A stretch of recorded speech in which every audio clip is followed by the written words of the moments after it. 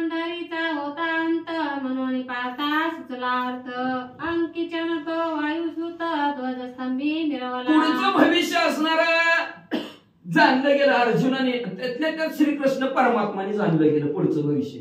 तर 100 पोरच गांधारीला म्हणजे असणार. आणि शेवटी महान पतिव्रता बर का गंधारी सारखी पतिव्रता नव्हती असणारी, महान सेवा. तिला कळलं आपलं लग्न आंधळ्या संग जमलेलं आहे, आपल्या नवऱ्याला दिसत नाही तरी साखरपुडा झालेला आहे, आपल्याला त्याला दिलेला आहे. ज्या दिवशी तिचं लग्न झालं आंधळ्या बरोबर त्याच दिवशी तिने डोळ्याला पट्टी बांधली. आपण बी आंधळ व्हायचं मालकाबरोबर, स्वतः आंधळी झाली. 100 पोरांना जन्म दिला तरी सुद्धा आंधळीच, पट्टीच काढली नाही.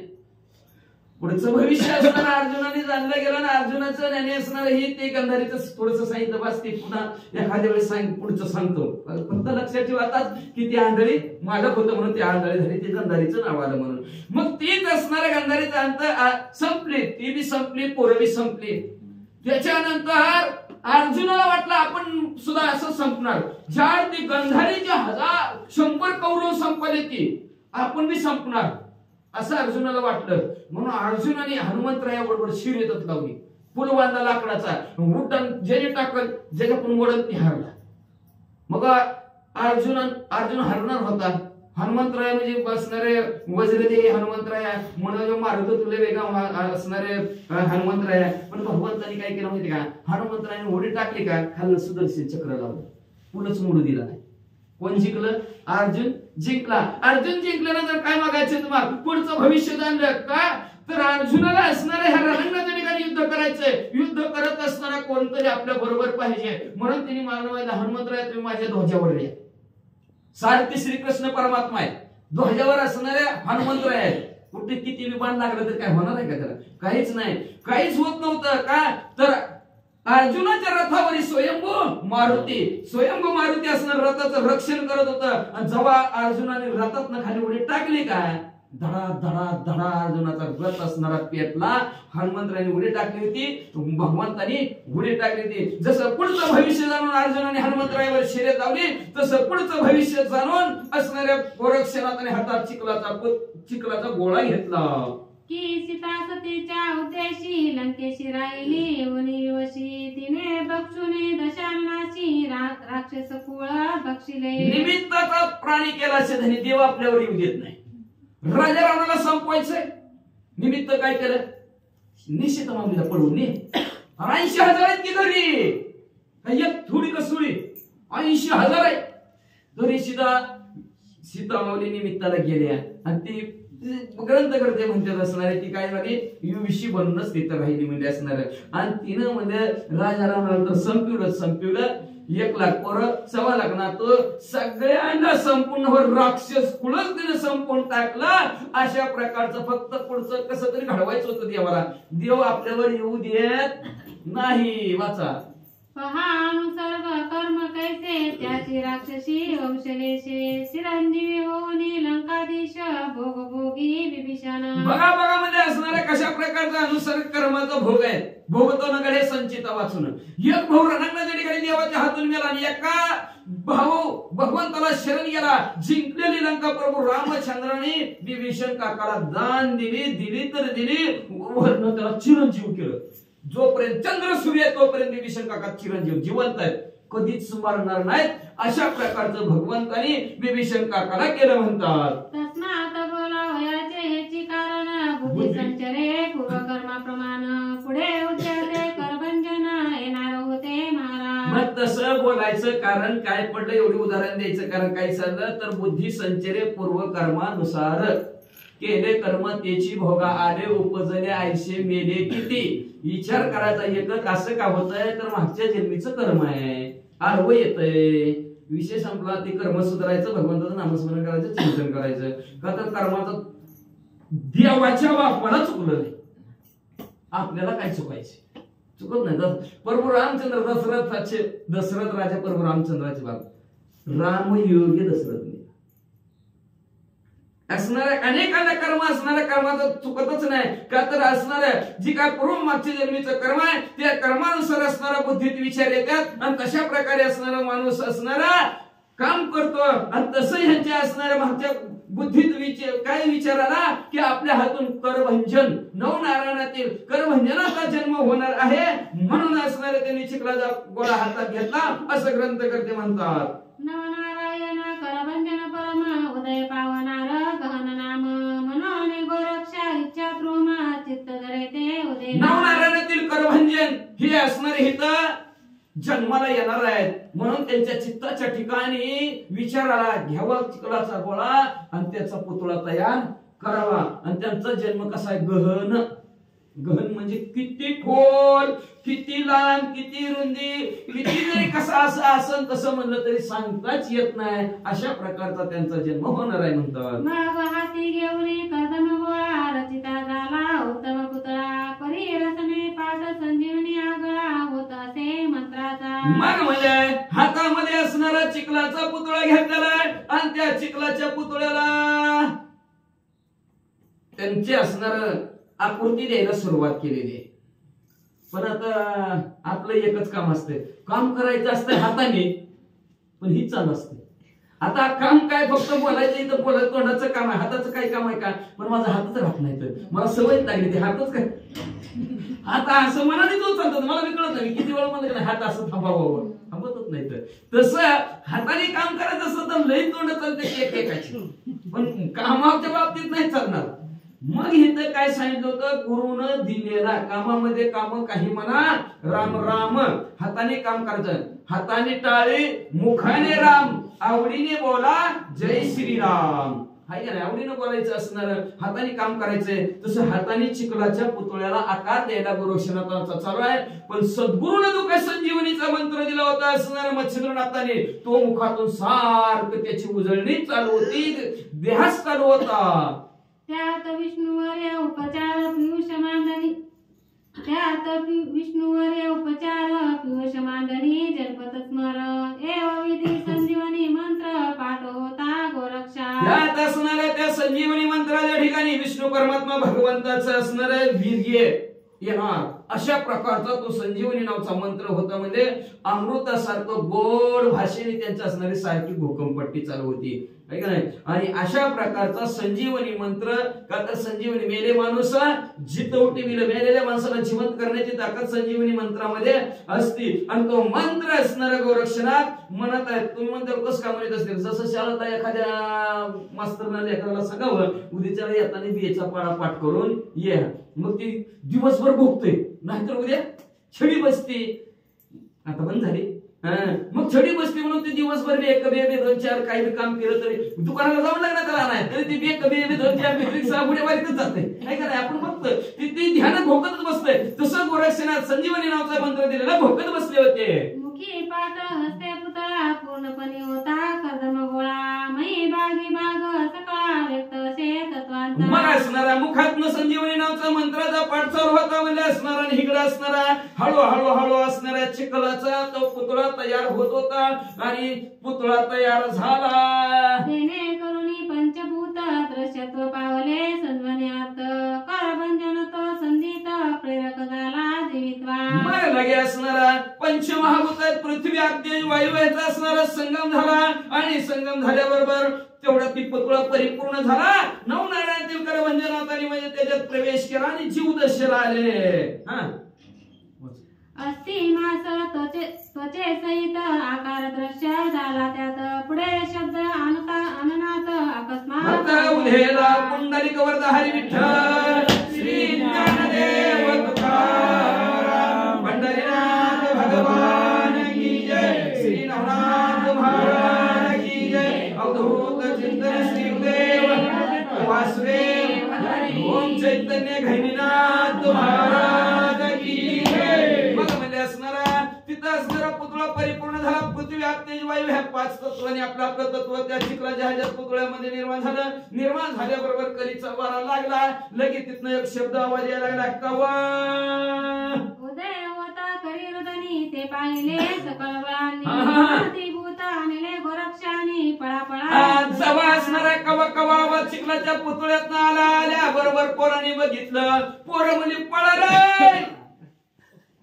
ह्यांच्या गोरक्षाने भूत आणलं शेजारच्या म्हणलं भूत आणलंय पळा ते बोलता एकमेकात सकाळोनी भयभीत सांडोळणी केल्या सकाळात पळून गेले वातगती. अहो पोरांनी जेव्हा बघितलं म्हणले खरं झालं रे पोरं भूत आलं पळा पळा पळा वाढल्यासारखी पोरं पळू लागली. हा कधी दाटुनी भयकांपरा मुले कापती थरथरा आरडत वरडत मच्छिंद्राधारा पळून या पै गेली. हा म्हणजे असणार धाबाधाब आपली छती बडवून पोरं घेऊ लागले थरथर लटलट कापू लागले.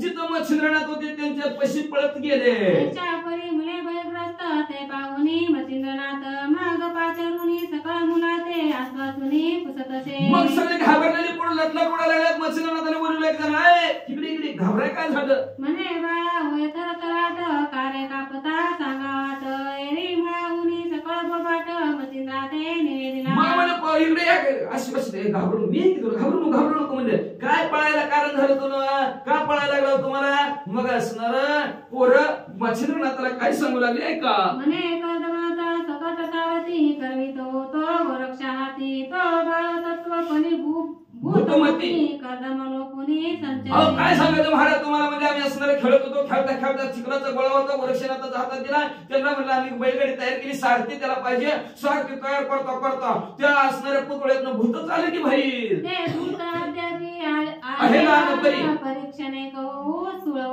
वटपण आम्हा लागी करील भक्षण म्हणून या पळालो. काय सांगायचं महाराज म्हणजे असणार आम्ही बी असणार बघितलं तर बारको होतो म्हणजे ती भूत. पण आता जर परत जर मोठं जर झालं आम्हाला घेऊन टाकेन म्हणून आम्ही पळालो. श्री गणेशाय नमः. श्री सरस्वती नमः.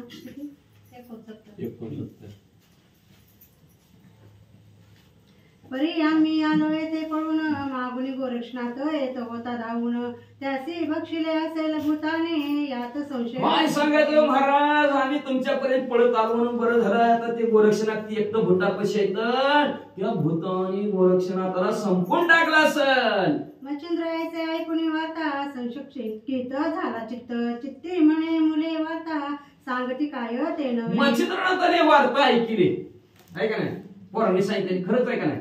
पंढरीचे भूत मोठे आले गेले झडपे वाटे एकदा भूत लागलं पंढरपूरचं कवा एकादशी ती आधीच बघा माहिती असतं ती भूत नाही माहिती नाही काय भूत काय साधं सुद्धा आहे काय. ती एकदा झडपलं की झडपलं ती वारी नादालाच लागते. काय बी असू द्या पण इकडे काय बी होऊ द्या पण ती गेल्याशिवाय राहतच नाही ती एकदा भूत लागलं की. मग म्हणजे असणार मच्छिंद्रनाथाने ऐकलं म्हणजे शासकीय चित्ताच्या ठिकाणी झाले म्हणजे असणार म्हणजे मूलक सांगते ती भूत म्हणजे खरं आहे का खोटं आहे. अवचित भूत कैसे व्यापुले ते पाहुणी बाळ भिहाले तरी आता जाऊन वाहिले गोचर करावे. अचानक तिथं भूत कस काय आलं भूत म्हणून पोर पळालीच कस काय. आपण तिथं जायला पाहिजे आपल्या डोळ्यांनी बघायला पाहिजे असं मच्छिंद्रनाथ विचार करू लागले. मग आश्वासने सकळ मुला निकट पैसुनी पुसे त्याला कोणत्या ठाई सचार झाला भूताचा तोच. पोरांना जवळ बसवलं त्यांना सांगितलं घाबरू नका पोरांना तुम्ही म्हणजे मला दाखवा म्हणजे तुम्हाला भूत कुठं दिसलं ते ठिकाण मला दाखवा.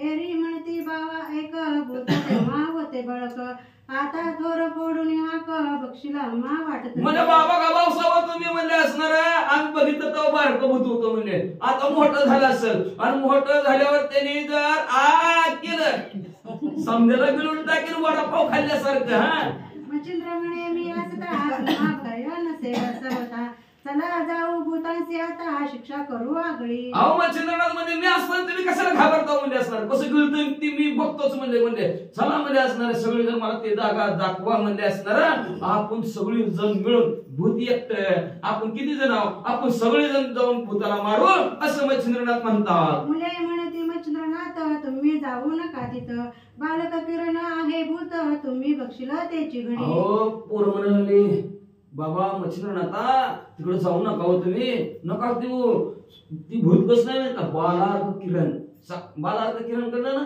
सकाळचा सूर्य उगवलेला आधी लाल असतो परत असणार त्याचा रंग बदलतो लाल भडक सूर्य असतो त्या लाल भडक सूर्यासारखी किरण जशी लाल दिसावी तशा प्रकारचा लाल बाळ दिसतो म्हणजे ते भूत. मच्छिंद्र म्हणे दुरून दाखवा भूत भूताचा ठिकाण मग ते बाळे अश्व म्हणून दुरून ठाव देवी. मच्छिंद्रनाथ म्हणले तुम्हाला ते जवळ जायला भीती वाटते ना, तुम्ही लांबून दाखवा हो का ह्या हिता आम्हाला भूत दिसले म्हणून असं दाखवा. पोरं म्हणली बरं बरं बरं चला.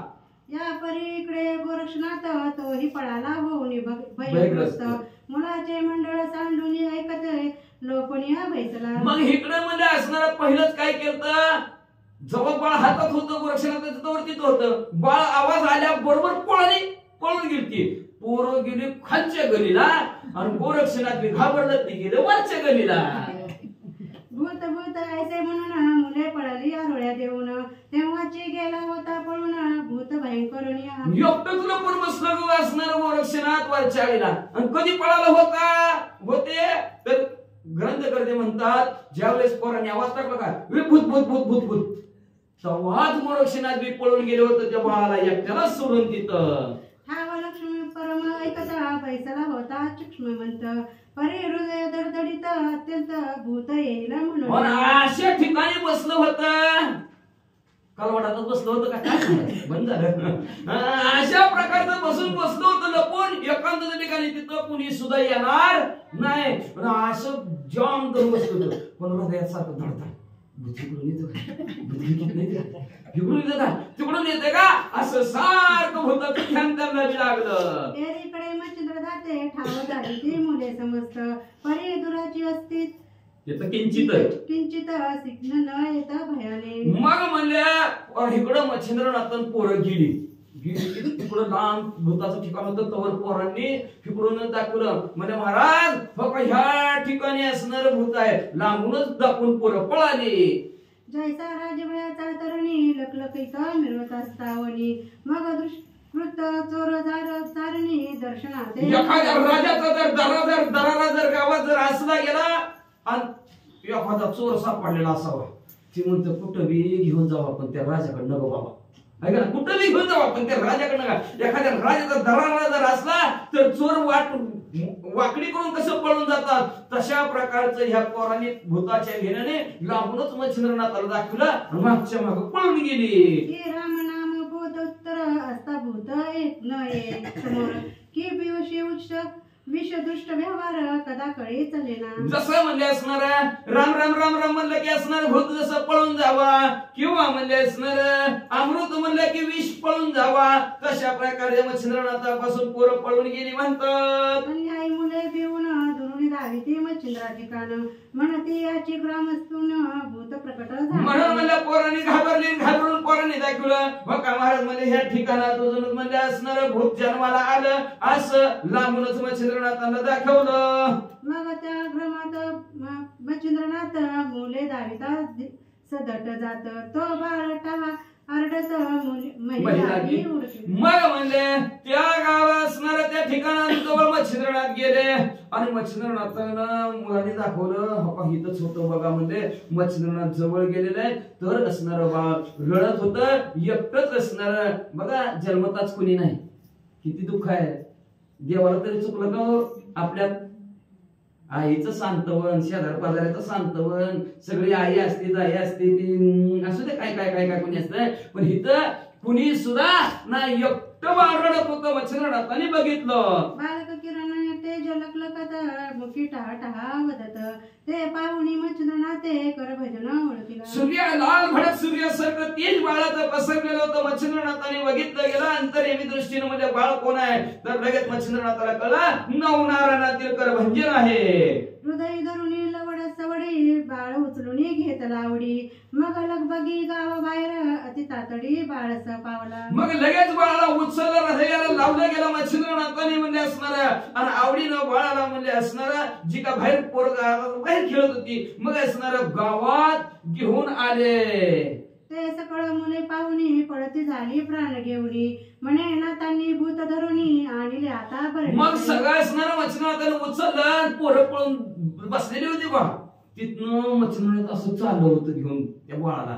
पोरं म्हणजे आता तर काय खरं नाही म्हणजे असणार आता तर आपलं काय खरं नाही आता आपलं काय बरं नाही. मच्छिंद्रनाथाने भूत आपल्याकडेच आणलंय. आता त्या भूताची देईला सोडून मग ते आपल्या पाठीशी लागून एका काशी बक्षीला धरून ऐसे म्हणून म्हणजे आता काय खरं नाही म्हणजे असणार हे मच्छिंद्रनाथ त्या बाळाला भूताला खाली सोडणार. भूत खाली गुवारलं की आपल्याला आपल्या एकाचा नंबर लागणार. पळा रे पळा, पळा रे पळा, पोरं जमान पळायला लागली. पळता पळती उठून जाती, भय करुणी चालली तस दडती, हृदय धडधड चित्ती लपून या बैसला. पळायला लागली, पळता पळता उलथून लेकरं पळायला लागली. घरात गेली, उतरंडीला जेवण स्वादी दडून बसली. एकीकडे बाळ घेऊन गोरक्ष पाहे मच्छिंद्रनंदन, सदनी सदनी हाक मारून गोरक्षा ते पुकारे. मग इकडे असणार खांद्यावर बाळाला मच्छिंद्रनाथाने टाकलेला आहे आणि गोरक्षनाथाला घरोघरी विचारू लागलेले. आणि इकडं आली की नेमकं वरच्या गलीला आणि ह्यांच्या घरासमोर, अहो गोरक्ष आहे का गोरक्ष? आणि म्हणते ना आमच्याकडे फिरून त्यांच्या घरी गोरक्ष आहे म्हणून म्हणतो बरं का. आई आई बाया बाया म्हणती आणि कपळती पुढारा. मग म्हणले असणार, ज्या घराच्या दरवाजात जाऊन हाक मारली का, अहो तुमच्यात गोरक्ष आहे का, नुसतं आवाज तिथनं बाळाचं आतल्या पोरांनी लपलेले ऐकायचं. ऐकला की म्हणायचं, आयो येलो बाबाला हाकल, बाबाला हाकल पुढं. सदनीचे जन नाथ पुसती हटकून, भय काय दाखविले मूळ कारण म्हणून आरडणी पडली. पोरं घाबरायला लागले ना, प्रत्येकाच्या घरात लढायला लागले, लटलट लटलट उडायला लागले. आईनं कळून धरलं तरी दम खायली ना ती, लईच घाबरली पोरं. मग ती गावातली माणसं 2-4 बघत होती. म्हणजे माणसं म्हणायला लागले, बाबा महाराज म्हणजे तुम्ही आमच्या पोरांना का घाबरायला लागला, का भीती दाखवायला लागला म्हणजे असणार, कुणाचं बाळ तुम्ही आणलंय म्हणजे. पोरं घाबरली की म्हणजे झोपाना ती सुद्धा नीट. कोणाचे मूल घेऊन फिरता तुम्ही सदनी, एरी म्हणे गोरक्ष नयनी, पाहे तेव्हा सांगेन. बघा ही आमची पोरं कशी आढळून पळायला लागले ती म्हणजे असणार. घरात सुद्धा थांबायला ती म्हणजे काय करावं म्हणजे, महाराज सांगा बरं तुम्ही हे बाळ कुणाचं आणलंय म्हणजे, कुठलं आणलंय, कुणाचं आहे. मच्छिंद्रनाथ म्हणजे, दादांनो आधी गोरक्षनाथाला मला बघू द्या. गोरक्षनाथाला बघितलं, त्याला विचारतो हे बाळ कोणाचं आहे, मग मी तुम्हाला सांगतो. ऐसे बोलून पुढे जात, तो पातला गोरक्ष होतात जेत, उभा राहून अंगणात गोरक्षाते पाचर. मग असं सगळ्यांना विचारलं, बोलले बाबा थांबा मला गोरक्षाला विचारू द्या, मग तुम्हाला बाळ सांगतो हे बाळ कोणाचे आहे का नाही. गुडघ्या डाव्या गुडघ्याने डाव्या गुडघ्याने रंगत असलेलं बाळ कोणाचं आहे थांबा सांगतो म्हणजे तुम्हाला. तेवढ्या ज्या घरात गोरक्षनाथ होते का त्या दारात असणारे मच्छिंद्रनाथ गेले आणि मोठ्याने आवाज टाकला, अलक निरंजन आदेश महाराज. ऐकोनी श्री गुरुची वाणी, गोरक्ष निघाला सदनातूनी, परी येताची बाळ पाहिला नैनी, पुन्हा रुढीने पळेतो. मग म्हणजे आपला आवाज ओळखीचं वाटतंय, आदेश. रोजचं अलक निरंजन आदेश. मच्छिंद्रनाथ दिसतात काय तुम्ही, नुसतं असं डोकावून बघितलं दरवाज्यातनं, बाळ खांद्यावर दिसतं. नीट महागारी अजून पुन्हा घरात जाऊन लपले. हा विपर्यास पाहुणी म्हणेनी, मच्छिंद्र विचारी आपुले म्हणी, गोरक्ष व्यापला भय करुणी, बाळ येते ठेवावे. मग असं नुसतं डोकावून बघितलं की नीट पळून गेलं, काहीच बोललं नाही आपल्याला. रोज आपल्यापाशी येते तर आज घाबरण्यासारखं का पळून गेलंय. मच्छिंद्रनाथांच्या लक्षात आलं आणि मच्छिंद्रनाथ म्हणले ही बाळाला घाबरले, पक्क घाबरले म्हणले. आता आपण काय करू, बाळाला बाजूला ठेवू आणि गाठ मच्छिंद्रनाथ म्हणले गोरक्षाची आपण एकटं घेऊ असा विचार केला. मग स्वाश्रींचे काढून बसना, त्यावरी निजविले बाळरत्न, मग त्या सदनी संचारून गोरक्ष पासी पातला. मग काय केलं, स्वतःच असणारं डोक्याचं कापड खाल्लं, कापड खाली अंतरलं, बाळाला त्याच्यावर असणार मच्छिंद्रनाथाने ठेवलं आणि ज्या घरात गोरक्षनाथ आहेत त्या घरात मच्छिंद्रनाथ आले. जाता कळून धरले हृदयी, म्हणे वासी व्यर्थ भय प्रवाही, ते भूत नाही मनुष्य देही, कर भजन देवतेला. जवळ गेले गोरक्षनाथांच्या हृदयाला लावलं, त्यांना अंजारलं गोंजारलं. म्हणले गोरक्षनाथा घाबरू नका म्हणले असणार. हे म्हणले नवनारायणातील करभंजन मनुष्य देह आहे, हे काय भूत नव्हे. परी तयाची हृदय राठी, सांग झाली निर्भय पोटी, एरी म्हणे मुलांसाठी खेळत होतो महाराजा. मग म्हणले सांगा बरं म्हणले महाराज, ही असणार पोरग जन्मलं कस काय, जन्माला आलं कस काय पोरग म्हणजे हे. मग गोरक्षनाथ सांगू लागले, काय सांगायचं महाराज, बरोबर आहे तुम्हाला. गाव मी बी खेळत होतो गल्लीत, पोरं देखील माझ्या बरोबर खेळायला आली. खेळता पोरांनी माझ्या हातात चिखलाचा गोळा दिला. हाती घेऊन करतो गोळा, पूर्णपणे रचिला पुतळा परीने कैशी झाली कळा भूत त्याते साचरले. मग म्हणले काय सांगायचं महाराज म्हणले माझ्या हातात चिखलाचा पुतळा दिला आणि चिखलाचा पुतळा देत असताना परी ज्या सदनी जाय जती ते सदनींचे मुले आरडूनी उठती आई आई बया बया म्हणती आणि कपळती पुढारा. पहिली वर आहे, पहिली 100 झाले ती 100 झाली. हाती घेऊन करत हाती घेऊन या कर्दम गोळा पूर्णपणे रचिला पुतळा परीने नौकेशी झाली कळा भूत त्याते संचरले. काय सांगायचं महाराज म्हणजे हातात चिखलाचा पुतळा घेतला पुतळ्याला आकार देत होत आणि देता देता काय कला झाली काय नाही मलाच कळलं नाही म्हणजे एकदम त्याच्यामध्ये असणाऱ्या भूताचा संचार झाला रडायच लागला चिखलाचा पुतळा. लोपुनी सकळ कर्दम नीती दिसू आली मानवा कृती तेने भय व्यापुनी चित्ती पळालो मी मुलासह. मग चिखल संपला आणि त्याच्यात मनुष्याचा जन्म झाला. पोरांनी मी बघितलं पोरं भूत भूत भूत म्हणून पळाली आणि ज्यावेळेस पोरं पळाली त्यावेळेस मी त्या बाळाला तिथं सोडलं महाराज मीही पळून गेलो. यावरी मच्छिंद्र बोले वाणी तू ते सांगितली संजीवनी तो मंत्र गुकिता क्षणी करीत होतासी काय. धर्मचरणात म्हणले मी तुला म्हणले असणारा संजीवनी नावाचा मंत्र दिला होता पाठ करायला लावला होता तू ते बोलत होतास का तू तुझ्या मुखातनं त्याचा उच्चार करत होतास का असं म्हणल्याबरोबर गोरक्षनाथ काय म्हणतात म्हणे आज्ञा तुमची भंगिली नाही शपथ पायांची खेळता वाणी मंत्राची सांडिली नाही महाराज. गोरक्षनाथ म्हणले महाराज तुमच्या पाया पडतो तुम्हाला हात जोडतो म्हणले असणारा तुमच्या पायाची शपथ घेऊन सांगतो खेळत होतो तरी बघा खेळणं म्हणजे एक कामच करण्याची काम करत असलं तरी गुरुनं दिलेला बीज मंत्र सोडायचा नाही. हरिस्मरे तो वार आहे गुरु स्मरे तो पार आहे गुरुने दिलेल्या मंत्राची भूकंपट्टी करायला पाहिजे. मला अजिबात शिक्षा करू नका मी तुमच्या पायाची शपथ घेऊन सांगतो खेळत होतो काम करत होतो तरी तुम्ही दिलेला मंत्र मुखातून म्हणतच होतो. कर्दम पुतळा करिता हाती परी मंत्र सोडिला नाही ती चुकलो नाही शिक्षे हाती ओपू नका गुरु महाराज म्हणजे हाताने चिखलाचा पुतळा जरी करत होतो तरी मुखाने श्रीराम जय जयराम म्हणत म्हणत होतो सांगत होता म्हणले असणारा तो माझा असणारा मंत्र म्हणले महाराज चुकलो नाही बरं का मी तुम्ही सांगितलं तसं सारखं म्हणत बसतो मला काय शिक्षा करू नका असं गोरक्षनाथ म्हणू लागले. ऐकता गोरक्ष वाणी मच्छिंद्र तोषला आपले म्हणे बाबरी केली करणी उठा आता वेगेसी. मग मच्छिंद्र गोरक्षनाथाचा बोलला मच्छिंद्रनाथाने केलं मच्छिंद्रनाथाला आनंद झाला आणि आनंदाच्या भरात म्हणले तू जी काय केलंय ती चांगलं काम केलंय. कवळून चुंबन घेत हास्य मानुनी कुरवाळी म्हणे होई आता स्वस्त चाल वेगी पाड असणारा अंधारू लागले गोंधारू लागले डोक्यातून हात फिरवला गेला म्हणले असणार पाठून हात फिरवला गोरक्षनाथाचा म्हणले असणार आता घाबरू नको म्हणजे असणार धीर धर म्हणजे असणार पाडसा म्हणजे आई बाळा जरा घाबरलेलापणा जो काय तो बाजूला सरांनी चल म्हणे गुरुनाथा तुम्ही आणले आहे भूता ते मज खाईल प्रांजळ आता बाहेर नेऊ नकाजी. तरी सुद्धा असणार मग गोरक्षनाथ म्हणू लागले महाराज बरोबर या तुम्ही बाळ आणले मी बघतो हितनं तो का तिथं ठेवलंय गेट पशी आणि तुम्ही मला बाहेर नेणार मला तुम्ही बाहेर नेलं की मला ती घेऊन टाकतंय म्हणून मला काय बाहेर तुम्ही नेऊ नका हितच बसू द्या.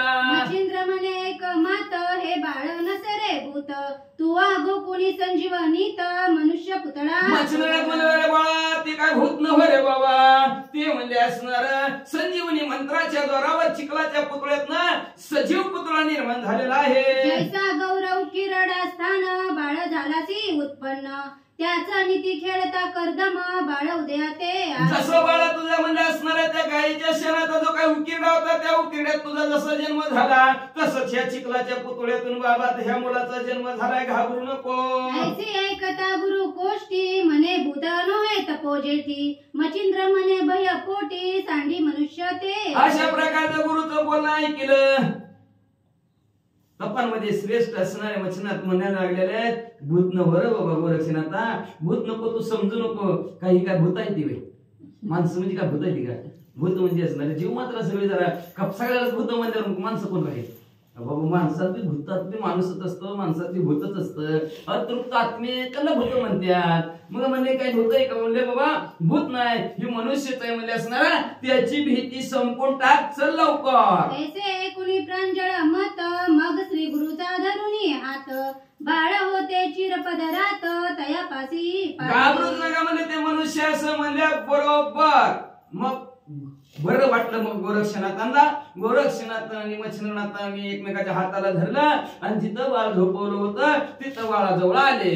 बाळ उचलून मच्छिंद्रनाथ आपल्या शिबिरा घेऊन या जात, गोदुग्ध आणून पान त्वरित ते बाळका पैकी. लगेच असणाऱ्या बाळाला उचललं मच्छिंद्रनाथांनी. जिथं आपली पर्णपट्टी म्हणजे झोपडी बांधलेली होती त्या झोपडीच्या ठिकाणी आणलं आणि पहिलं दूध आईचं मग गाईचं. आता ह्यांना कुठली आई म्हणून गाईचं आणलं दूध. बरं का, गाईचं दूध आणलं, बाळाला ते दूध पाजलं. यावरी वसन जोडी करून आत घातला गैनी नंदन, यावरी तया गावीचे जन शिबिरापाशी. मग लगे आपलं जे काय उपरणं होतं त्या उपरण्याचीच म्हणलं त्या दूध असणारे तिथं झाडाला थोडी बांधली, त्याच्यात गहिनी नाताला ह्यांनी असणारं झोपवलं. तेवढ्या गावातली सगळी जमली. जमून काय म्हणते ती, नाथ चरणी अर्पुणी माता पुसती हे नाथ समर्था, बाळ कोणाचे हलविता श्रवण करू. मग सगळी गावातली माणसं आली. नाथ महाराजांच्या पाया पडले. पाया पडून म्हणजे महाराज कुणाच्या बाळाला तुम्ही झोका देता.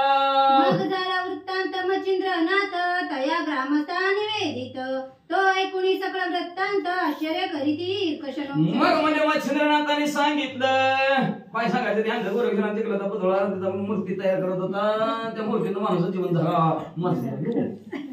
एवढी ताकद आहे का? मग आश्चर्य वाटू लागलं माणसाला. माणसं म्हणजे असणारे काय करू लागली, म्हणती धन्य धन्य संजीवनी, हा कलित उदेला उशना मुनी, परी त्याही प्रत्यक्ष सर्व गुणी नाथ मच्छिंद्र. धन्य धन्य मच्छिंद्रनाथ या कलियुगाच्या ठिकाणी म्हणजे असणार. पूर्वी असणार शुक्राचार्य होते म्हणजे ते असणाऱ्या मेलेल्या माणसाला जिवंत करायचे. पण म्हणजे इथं असणाऱ्या त्यांच्यापेक्षा श्रेष्ठ मच्छिंद्रनाथ आहेत. चिखलाच्या पुतळ्यातनं तयार केलं. पहा पहा गुरु दैत्य शव शरीराचा वध करीत, परी त्या मनाया जड देहस्थ जीवदशा व्यापितसे. हो म्हणले बघा बघा बघा म्हणले असणार ते शुक्राचार्य देवताचे गुरु. मेलेल्या माणसाचं मड असलं तर त्याला जिवंत करायचे. पण हिथं मच्छिंद्रनाथांनी म्हणजे मड नाही ना काय नाही, शुक्राच्या पुतळ्यातनं. तरी तैसे नव्हे मच्छिंद्रनाथ कर्दम पुतळा केला जिवंत, तस्मात शुक्र तो त्या तुलनेत सहस्रभागी दिसेना. मग म्हणजे बघा बघा तसं मच्छिंद्रनाथ नाहीत म्हणले. मच्छिंद्रनाथांनी म्हणजे चिखलाच्या गोळ्यातनं तयार केला म्हणून 1000 पटीनं ते शुक्राचार्यापेक्षा मच्छिंद्रनाथ मोठे. तरी उष्णानं म्हणून संमती द्वितीय ब्रह्मा पादला स्थिती, ती संमत गौण चित्ती मच्छिंद्र भाग्य दिसत असे. म्हणजे ती तर फिकाच म्हणले असणारे शुक्राचार्य. त्यांची मच्छिंद्रनाथाची बरोबर ब्रह्मदेवाबरोबर करू म्हणलं तरी ब्रह्मदेव सुद्धा कमीच आहेत मच्छिंद्रनाथाच्या. म्हणून तर मच्छिंद्रनाथाला बडे बाबा म्हणतात. पहा पहा विधी राज उत्पन्न करी जगा सहज, तरी मूळ त्यात असे बीज बीजा समान रूप. बघा बघा बघा म्हणजे असणारे ब्रह्मदेव जरी 4 खाली लक्षी 84 निर्माण करत असले तर बी लागतं. बी शिवाय बाकीचं त्यांना उत्पन्न करताच येत नाही. पण यावरी आणि दुसरा अर्थ विधी स्वांगे उत्पत्ती करीत, तैसे नो हे मच्छिंद्रनाथ शिष्या हाती करविला. जरी असणाऱ्या ब्रह्मदेवाने उत्पन्न केलं तर त्याच्यात असणारं मूळ बीज असतं. बीज समान असणारं झाडं येतात म्हणले. आणि तसं म्हणजे असणार मच्छिंद्रनाथाचं नाही म्हणले. मच्छिंद्रनाथाने काय केलं म्हणजे असणारे स्वतः केली नाही, शिष्याच्या हातून करविली.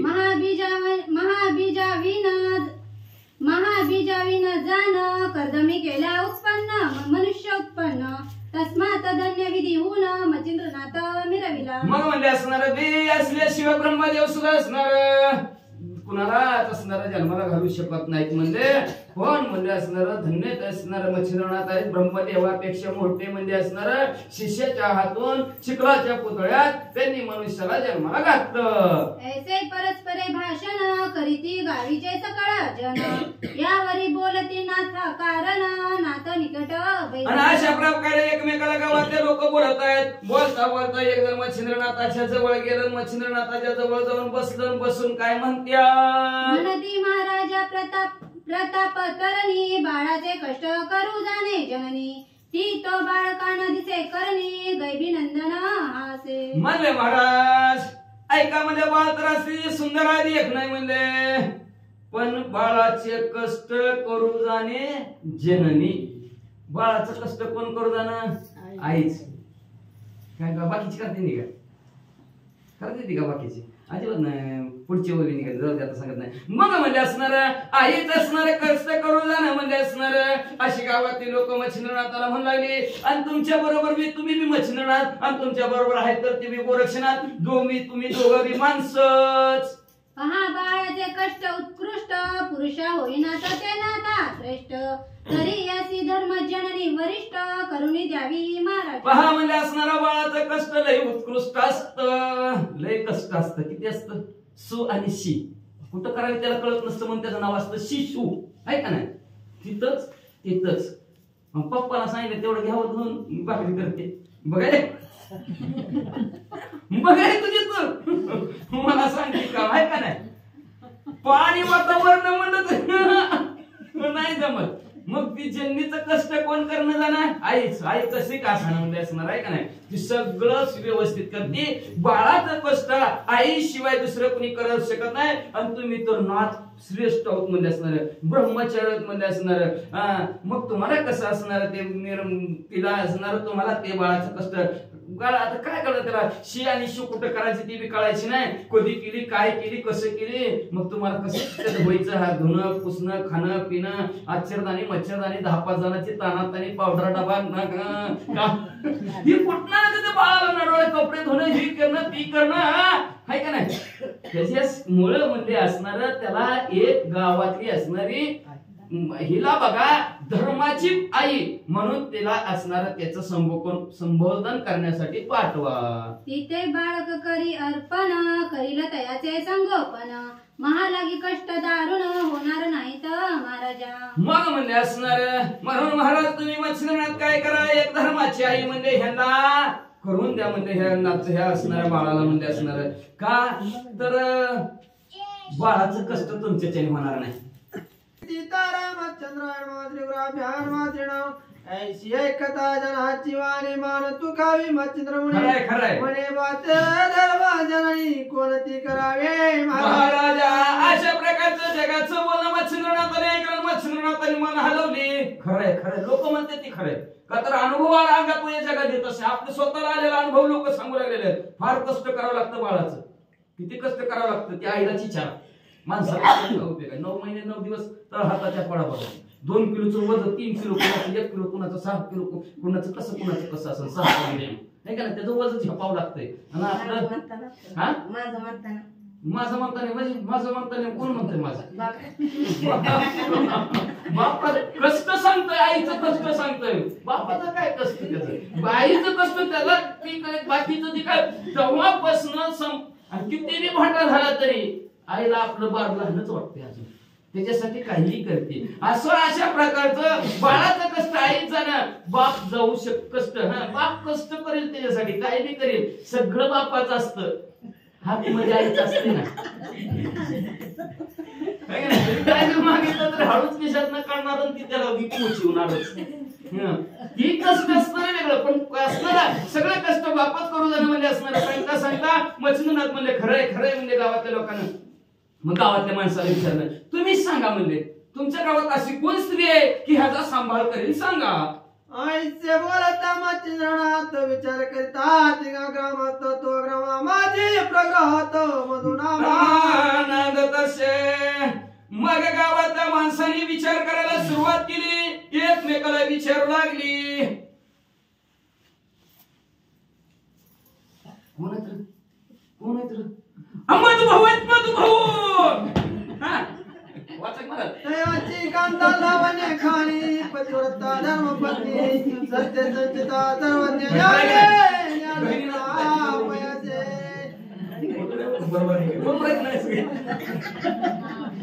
मग म्हणजे नाव बी इथंच आहे. आपलं पदार्थ बोलत नाही. मग म्हणजे असणार आपल्या गावामध्ये मधु ब्राह्मण आहे आणि त्या मधु ब्राह्मणाच्या घरी म्हणजे गैनीनाथाला सोपवा म्हणजे असं प्रकारचं मच्छिंद्रनाथाला सगळं ग्रावातल्या लोकांनी सांगितलं आणि सांगितल्याबरोबर त्याची बी पत्नी असणारी धर्मपत्नी ज्ञानवान आहे गुणवान आहे म्हणजे असणारी सर्व ज्ञान काळ संपन्न आहे बाळाचं व्यवस्थित संगोपन पालन पोषण करी निर्मळपणे असे वा वा वा वा पती संग अंतरंगा माझी विनवत असे नाव मी तिचं कौतुकाने म्हणले असणार गंगा आहे म्हणले आणि त्या गंगेचं पाणी जसं निर्मळ आहे तशा प्रकारची त्या अंतकरणाने निर्मळ आहे म्हणले असणार एवढंच नाही म्हणले पती सवे अंतरंग ही फार महत्वाचं आहे बरं का ही शब्द फार महत्वाचा ग्रंथकर्त्याने सांगितलं मालक म्हणतात तसं मला म्हणायचं जी मालकाचं म्हणणं आहे तशा प्रकारे वागणूक करणारे तशा प्रकारे राहणारे मालकाला समजून घेणारी अशी सन्मार्गाला मालकाला लावणारी अशी ही गंगा नावची आहे म्हणले संतती प्रेमचित्ती संतती विना कामगती संसार ते वेदना मग म्हणले असणार अशी ज्ञानवान होती गुणवान होती पण मुलबाळ दिलं नव्हती आणि संसारात मुलबाळ जर नसलं तर कुणाचं असणार लक्ष संसाराकडे लागत नाही म्हणजे असणार त्याच्यामुळं ती म्हणजे असणारे सारखी संसाराच्या ठिकाणी म्हणजे असणारे चिंताग्रस्त होती काळजीत होती म्हणजे असणार संसार तिला ओस वाटत होता वाटे हुरवल्या लोकांच्या पाहुणे किशोर चित्ती पाहुणे चिंतीगार गैरा शाशंकित होता ती सारखं मनाला हुरहुर वाटायची आणि त्यात दुसऱ्याचं समोर न गेलं की तिचा जास्तच हृदयस्फोट व्हायचा आपल्याला खबर होते इकडं जा तिकडं जा अनेक व्यवहार केले कुठं गुजरात पर्यंत गेली म्हणतात तरी सुद्धा म्हणले कुठला सुद्धा गुन्हा आला नाही का तर नशिबातच नसल्यावर त्याला काय असतं किती धोंड पालत घातलं नशिबात नसल्यावर त्याला काय कोण करणार म्हणले असणार दमून भागून गेले म्हणले असणार चित्ताला अतिशय असणार तिला वीट वाटू लागला संसाराचा नाही केलेला बरं म्हणू लागली यज्ञ संततीसाठी करणे बैसले होते जेठी उपाय न चाले परम करती जगा माझे बिनबला नाना प्रकारचे प्रयत्न केले बरं का नाना प्रकारचे प्रयत्न केले कशासाठी संतती व्हावी म्हणून संतती व्हावी म्हणून मुलबाळ व्हावी म्हणून नाना प्रकारचे प्रयत्न केले गावात जे जी पत्ता सांगतील त्या पत्त्यावर गेले जे असणारे डॉक्टरचा पत्ता सांगतील तिकडे गेले फार असणार भागून भागून दमून गेले कष्टी झाले पण काय असणार मुलबाळ झालं नाही त्याच्यामुळे जगाच्या ठिकाणी अतिशय दुःखी होती ग्रामस्था करे त्याचे स्मरण अकस्मात झाले अशा प्रकारचं तिचं असणार हुरहुर वाटत होती तिला दुःख होत होती तेवढ्या आतमध्ये असणार लोकांच्या मनात आलं लोकांच्या डोक्यात विचार आला की अचानक आला मुलबाळा द्यावं एक मूल सांभाळायला द्यावं तर त्यांच्याकडेच द्यावं का नशिबात असल्याशिवाय मिळतच नाही वाचा जैसा ऋणाचा विचार काळा निवटावा उदरा उत्तम वेळा साजा खेळी गांधीवा गांधारी बाळा विटी कुंपात पडे जसं म्हणजे असणाऱ्या द्रोणाचार्याचा विषम काळ होता आणि फिरता फिरता असणाऱ्या अर्जुनाची विटी म्हणजे असणाऱ्या कुपामध्ये पडली गेली आणि त्या असणाऱ्या द्रोणाचार्याने असणाऱ्या व्यवस्थित काढण्याची सांगितली गेली आणि द्रोणाचार्य असणारे त्यांचे गुरु बनले गेले विद्याभ्यासामध्ये त्यांना पारंगत केलं अचानक तशा प्रकारे गावातल्या लोकांच्या मनात अचानक असणार आलं त्या मधु ब्राह्मणाच्या ठिकाणी आणि त्या गंगामाईच्या घरी बाळाला द्या ही रत्नाची होळे उत्पत्ती मनोळे देवदानमती आपली मंथनी उजले चित्ते कवावे करोनिया जसं म्हणजे असणारा 14 रत्न प्राप्त करून घ्यायचं देवात आणि राक्षसाच एकमत झालं आणि एकमत करून म्हणजे 14 असणाऱ्या समुद्राचं मंथन त्यांनी चालू केलं तशा प्रकारचं एकमत गावातल्या लोकांचं झालं बाळ द्यायचं तर त्यांना सांभाळायला द्या प्राच्य देवदल्या जगमुख्याचे स्मरण निघाले त्याचे मान्य पडेल सर्वासे त्या न्यायाने म्हणजे असणारे हा मधु ब्राह्मणाचं नाव म्हणजे असणारे सगळ्याच्या मुखात नार बाळ त्यांना सांभाळायला द्या बाळ त्यांना सांभाळायला द्या मच्छिंद्रनाथ विनवणी करुणा म्हणते महाराजा मधु ब्राह्मण तयाची कांता परमच गुण ज्ञान कळाचे की मग मच्छिंद्रनाथाने विनवणी केली म्हणले महाराज म्हणले ते मधु ब्राह्मण हो व्यवस्थित आहेत म्हणले चांगले आहेत म्हणले त्यांची पत्नी सद्गुण भरित आहे सर्व गुण संपन्न आहेत म्हणले पण बाळगवा म्हणतात त्याच्या होणे पूर्ण शेवट पुत्र स्त्रिया परमानिष्ठ दिवस असते महाराजा. तर तुम्ही बाळाला देऊन टाका त्यांच्याकडे म्हणजे असणार तिथं पूर्ण बाळाचा शेवट होईल म्हणजे असणार. चांगलं सांभाळतील, व्यवस्थित सांभाळतील म्हणजे असणार. का तर ती पुत्र आरती आहेत म्हणजे मिळावं वाटतंय आणि त्याच्याकडलं आहेत त्याला दिलं, जीवन पोट भरून आलाय आणि खावा की नगर आणि भूक असल्यावर गप्पा गप्पा खाईन का नाही काय दिल्या खाऊन टाकीन. तसं असणार इच्छा त्यांना मुळात इच्छा मुलाबाळाची असणारे आणि त्यांच्याकडे सांभाळण्याची ताकद आहे म्हणून तुम्ही त्यांना दे म्हणल्या बरोबर. पुत्राच्या रायाचा रक्षणे मग त्या प्रबोलवणी कांतेचं येत मग मच्छिंद्रनाथ म्हणले असणार. सगळ्यांचं बोलणं मच्छिंद्रनाथाने ऐकल्याबरोबर खरंच पोराचं संभाषण करतील. मच्छिंद्रनाथ बी म्हणले आपल्याच्या नाही सांभाळणं व्हायचं ऐका नाही सांभाळणं व्हायचं आपल्याच्याने बी म्हणजे गाडीत महाराज म्हणत आपल्याच्याने सांभाळणं होणार नाही. महाराज सांभाळते म्हणजे त्याचं लग्न झालेलं नाही, आपलं लग्न झालं पहिली दोन आहे की आमच्या घरी. मग म्हणले असणार आपल्याच्याने काय मच्छिंद्रनाथ म्हणजे सांभाळणं होणार नाही. बोलवा म्हणले असणार त्या दोघांना जोड करा. बाळाचं संरक्षण बाळाचं संगोपन होण्यासाठी आपण त्यांना देऊन टाकू. जगाचे नात पाताचे ते चित्ताची ओळखिले हृदया. असे लगेच गावातल्या माणसांनी तिला बोलून आणलं बरोबर मच्छिंद्रनाथाने ओळखलंच लगेच. का झाड जाणी जे फुले आणि माणूस जाणी जे बोलण्यावर माणसं ओळखत येते, चालण्यावर माणसं ओळखत येते आणि झाड फुलावून ओळखत येतात. तसं मच्छिंद्रनाथ तिचं चालणं बोलणं त्याच्यानं ओळखीला म्हणजे ज्ञानवान आहे, गुणवान आहे, अतिशय बाळाचं संगोपन करण्यासाठी योग्य आहे.